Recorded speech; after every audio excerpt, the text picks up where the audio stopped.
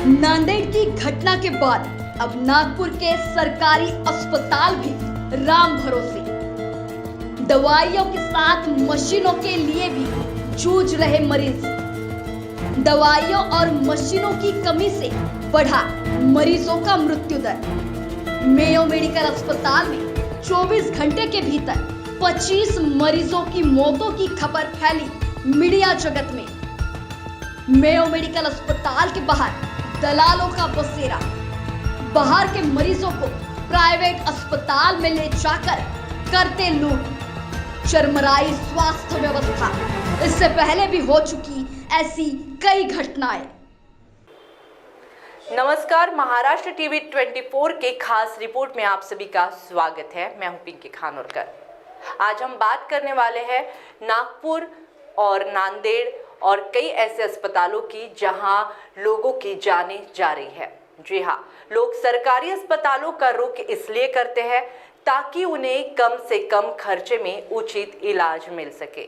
इसी प्रकार का भरोसा करीब 40 से अधिक मरीज और उनके परिजनों ने भी नांदेड़ के सरकारी अस्पताल पर किया था।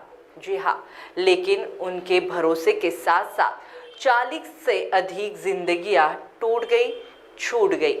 नांदेड़ के सरकारी अस्पताल की कुल मिलाकर 40 से अधिक जिंदगियों को, जिसमें कई नवजात भी प्रविष्ट थे, उनकी मौत की खबर ने महाराष्ट्र ही नहीं तो पूरे देश में सरकारी अस्पताल प्रशासन की और सरकारों की भी लापरवाही की पोल खोल कर रख दी।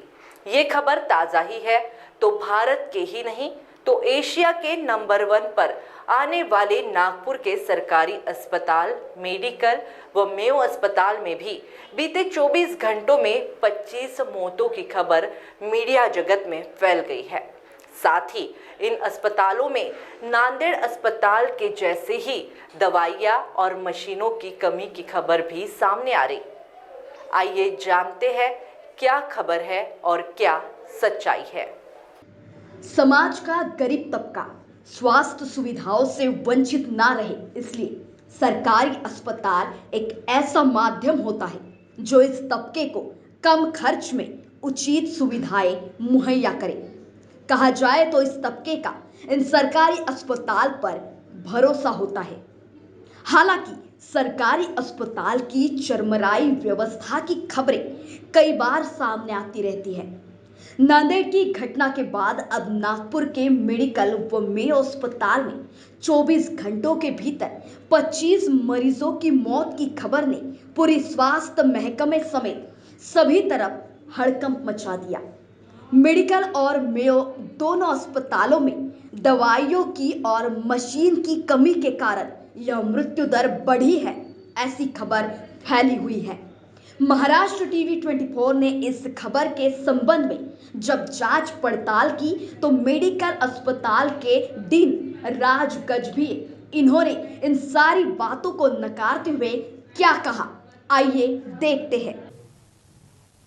ये जो न्यूज़ चल रही है ये बिल्कुल गलत न्यूज़ है और ऐसे में से जैसे 35 से 40 डेथ नांदेड़ में हुई है, वैसे में यहाँ पर कोई भी प्रकार नहीं है।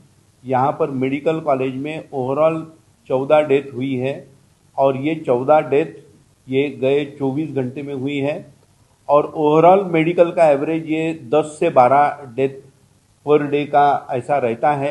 ये 1900 बेड का हॉस्पिटल है और यहाँ पर सुपर स्पेशलिटी हॉस्पिटल है, यहाँ पर ट्रॉमा भी है और उसके कारण, और ये टर्शरी सेंटर है, यहाँ पर अनेक पेशेंट्स बहुत गंभीर हालत में रेफर हो करके आते हैं। ओवरऑल 10 से 12 ये मेडिकल कॉलेज का रोज़ का डेथ रेट है और ये कई सालों से है और कभी 6 से 7 पेशेंट्स का डेथ रेट रहता है, कभी 14 से 15 रहता है। ओवरऑल जो एवरेज में डेथ रेट है वो 10 से 12 पेशेंट्स का पर डे रहता है। यहाँ पर मैक्सिमम पेशेंट्स इसमें से भी बाहर से जो रेफर हुए गंभीर रुग्ण रहते हैं, बाहर के प्राइवेट हॉस्पिटल में जो गरीब पेशेंट्स एडमिट होते हैं और जब उनके पैसे ख़त्म हो जाते हैं और वो आईसीयू में वगैरह वो अफोर्ड नहीं कर सकते, तो ऐसे इसमें वो गंभीर रुग्णों को उनके पैसे खत्म होने के कारण प्राइवेट हॉस्पिटल से काफ़ी बार यहाँ पर रेफर करते हैं। मैक्सिमम ये पेशेंट्स ऐसे ही रहते हैं। उसके अलावा यहाँ पर आईसीयू है, 3 आईसीयू है, मेडिसिन आईसीयू है, सर्जिकल आईसीयू है, पीडियाट्रिक्स आईसीयू है। उसके व्यतिरिक्त यहाँ पर ट्रॉमा केयर सेंटर है और सुपर स्पेशलिटी हॉस्पिटल के आईसीयू है। इसमें सब एक्सीडेंट के पेशेंट ऐसे गंभीर रुग्ण रहते हैं। ओवरऑल यहाँ का डेथ रेट 10 से 12 है। जो न्यूज़ में आ रहा है कि यहाँ पर भी नांदेड़ के समान कुछ घटना हुई है, इसमें कोई भी तथ्य नहीं है। मेडिसिन स्टॉक के बारे में क्या करें? यहाँ पर मेडिसिन का एडिक्वेट स्टॉक है हमारे हॉस्पिटल में। सब परचेसिंग हम डीपीडीसी के थ्रू हम करते हैं। ये बार हमको 13 कोटी रुपए 13 करोड़ डीपीडीसी में से मिले हुए हैं। मेडिकल कॉलेज के लिए 13 करोड़ हमको सुपर स्पेशलिटी हॉस्पिटल के लिए मिले हुए हैं, और इसमें से हम सब मेडिसिन परचेस करते हैं और उसके कारण यहाँ पर मेडिसिन की कोई भी कमतरता नहीं है। सब मेडिसिन यहाँ पर अवेलेबल है। पहले मेडिसिन ये हाफकिन के थ्रू खरीदी होकर के हमको भेजी जाती थी। वो खरीदी में काफ़ी सारे ये रहते थे, यानी उतना रेगुलर बेसिस पे हमको वो परचेस नहीं होती थी हाफकिन के थ्रू। उसके कारण थोड़ा मेडिसिन का टुकड़ा पहले रहता था, लेकिन अभी कोर्ट के द्वारा भी एक जीआर आने से 10% से 30% तक हमको लोकल लेवल पे परचेस करने की क्षमता बढ़ाने से वो भी अभी काफ़ी कम हो गया है। लेकिन डीपीडीसी के फंड के थ्रू हमें अभी सब मेडिसिन उपलब्ध है, और हमने ऑलरेडी हमारे पास में 3 महीने का स्टॉक अभी भी मौजूद है, और यहाँ पर सलाइन की या सर्जिकल साहित्य की या मेडिसिन की कोई भी कमतरता नहीं है। हालांकि स्पष्टीकरण के बाद अब इन आंकड़ों को रोजमर्रा के आंकड़ों में भी मान ले तो भी सरकारी अस्पताल, मेयो और मेडिकल में दवाई और मशीनों की कमी की खबर को नकारा बिल्कुल नहीं जा सकता। बता दें कि 2 सालों में हाफकिन की ओर से रुग्णालय प्रशासन को दवाइयां नहीं दी गई है। 2017 में हाफकिन महामंडल की शासकीय अस्पताल में लगने वाली यंत्र सामग्री व दवाइयों की खरीदारी के अधिकार इसे दिए गए थे, लेकिन 2 सालों से हाफकिन की तरफ से दवाइयां और यंत्र सामग्री जिसमें एक्सरे मशीन, सोनोग्राफी मशीन आदि भी मुहैया नहीं कराई गई। तो वही आईसीयू, सर्जरी और आकस्मिक विभाग को ही दवाइयां फिलहाल मिल रही है। इतना ही नहीं, सूत्रों के हवाले से सामने आ रहा है कि कैसे दवाइयों के लिए जो अनुदान दिया जाता है उसमें भी बढ़ोतरी कई सालों से नहीं की गई है। अब इस तरह की अगर स्थिति सरकारी अस्पताल की हो तो नांदेड़ जैसी घटना होने पर खुद सरकारी महकमा आश्चर्यचकित ना हो। आए दिन स्वास्थ्य विभाग की इस तरह की लापरवाही की घटनाएं सामने आती रहती है। बीते कुछ दिन पूर्व ही नागपुर जिले के कलमेश्वर तहसील के प्रेग्नेंट महिला की अस्पताल प्रशासन की लापरवाही से मौत की खबर महाराष्ट्र टीवी 24 ने प्रसारित की थी, जिसमें महिला का इलाज लापरवाही से कर एक मासूम से उसकी छत, मां का साया छीन लिया था।